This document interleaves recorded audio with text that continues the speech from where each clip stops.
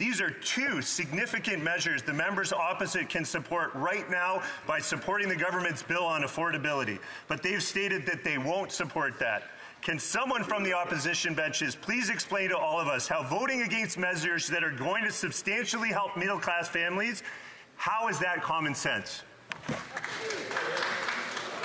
L'honorable chef de l'opposition. I'll tell you, not common sense. Spending $8 million on a barn, Mr. Speaker. We just found out that the Prime Minister's Capital Commission spent $8 million to replace a barn at Rideau Hall. We've long said that this Prime Minister is not worth the cost after 8 long years. While Canadians cannot afford a home, how is it that this Prime Minister is spending $8 million on a barn? And by the way, was it made of gold? L'honorable secrétaire parlementaire. Quite the words from the Leader of the Opposition. I remind him when he was responsible for housing during the Harper years, $300 million spent for housing, less than 100 homes built. Do the math, Mr. Speaker. $3 million a home. That's the record of so-called fiscal responsibility on the other side. On this side, we are getting homes built. Just this morning, the Prime Minister announced over $100 million for the city of Brampton that's going to lead to, in the coming years, 24,000 homes being built. Wow. We're going to continue to work with municipalities, Mr. Speaker, through partnership. Here, here. Good job. I would encourage all members, including the members who ask questions, to please listen to the responses, and then when they have the opportunity to take the floor again to pose their questions. L'honorable député de Mégantic. The honourable member from Mégantic. After 8 years with this Prime Minister, he's not worth the cost. So much money's been wasted. McKinsey consultations, ArriveCan, $6,000 a night for a hotel room. Today we found out that the government wasted $8 million for what? For a barn. How can you spend $8 million on a barn on whose land? The Governor General's. Food banks are lacking resources. Is this the Liberals' priorities? Spend $8 million on a barn on the Governor General's property?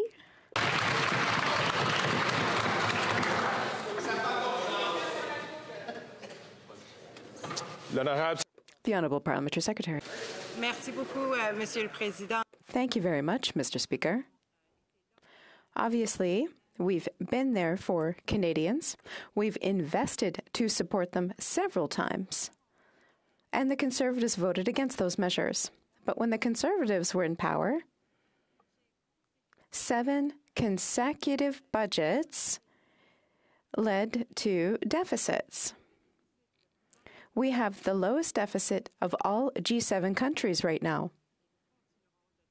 And we will continue to be financially responsible. The honourable member from Mégantic. Financially responsible. After 8 years of Liberal expenditures leading to inflation, inflation in Quebec is the highest in the country.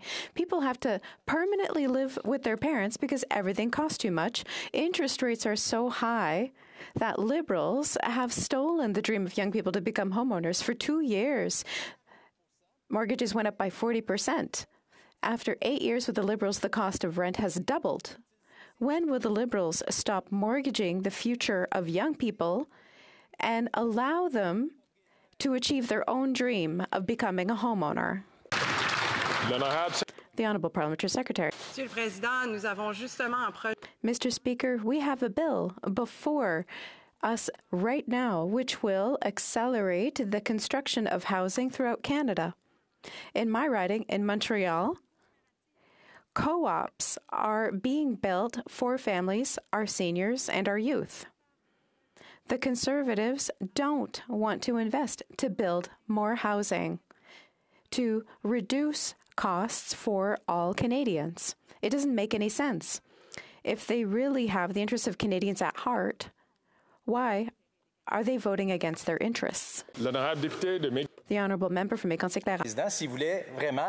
Mr. Speaker, if they really wanted to pass Bill C-56, it's been since October 5th that the Liberals haven't called the bill in the House. We need a reason. We need to understand what they want. In the meantime, the middle class know what's going on. They're lining up at food banks. In the newspapers this morning, food banks are struggling. The cost of food has gone up by 23%. Mr. Speaker, the Liberals and the Bloc want to radically increase the carbon tax. It's expensive to vote for the Bloc and the Liberals. Will the Liberals finally decide to cut their costly tax?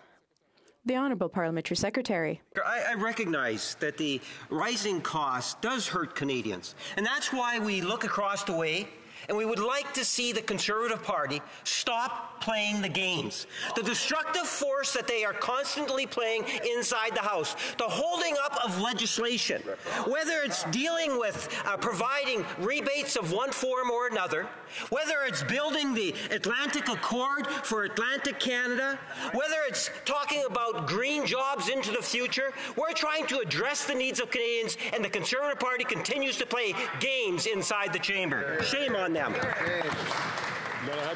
Yellowhead. Mr. Speaker, after 8 long years under the Prime Minister, Canadians expect more than just empty promises on housing.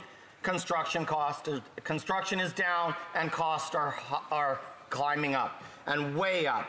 And this NDP Liberal coalition's inflationary spending feels like a cruel joke to those trying to afford affordable home.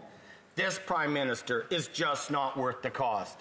Mr. Speaker, isn't it time for some common sense Conservative solutions to ensure every Canadian has a roof over their head?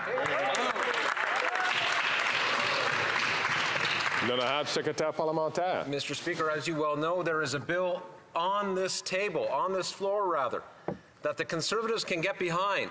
The result, if they decided to support it, would be a more affordable situation for builders because it lifts GST off the construction of rental apartments. They're not in favor of that, Mr. Speaker. They want to tax the construction of rental apartments for the middle class.